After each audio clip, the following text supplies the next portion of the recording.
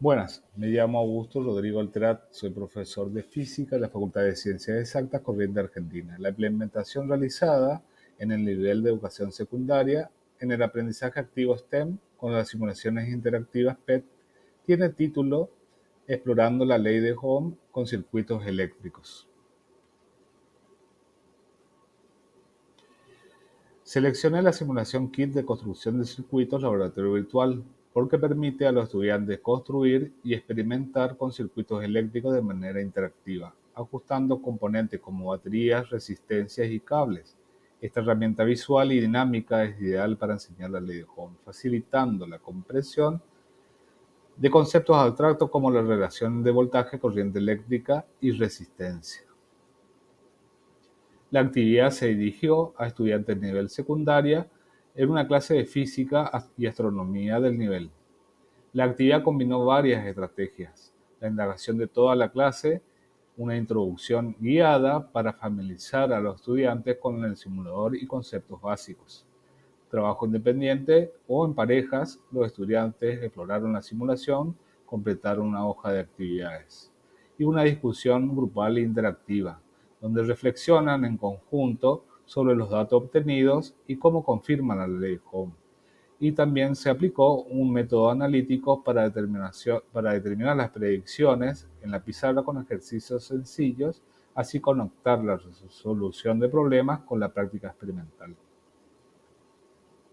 Los objetivos Los objetivos fueron aplicar la ley de Ohm para calcular el voltaje, la corriente y la resistencia en un circuito, identificar cómo los cambios en la resistencia y voltaje afectan la corriente en el circuito, y construir y analizar circuitos eléctricos simples utilizando la simulación PET. ¿Cuáles fueron las partes principales de la actividad de aprendizaje?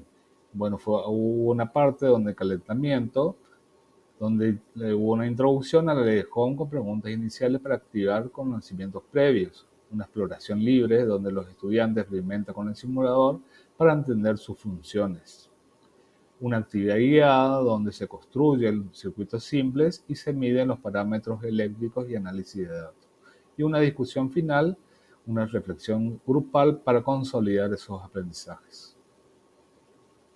¿Cómo se involucraron los estudiantes en este aprendizaje activo? Manipularon los componentes eléctricos en el simulador para observar las relaciones que hay entre el voltaje, la corriente eléctrica y la resistencia. Registraron datos experimentales en una tabla y analizaron los patrones.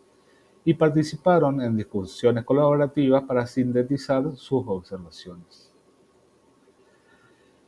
Usé una hoja de trabajo con ciertas pautas. Las hojas de actividades incluían instrucciones detalladas para construir el circuito, las preguntas guiadas sobre las relaciones que hay entre la corriente eléctrica, el voltaje y la resistencia, y espacios para registrar mediciones y reflexiones.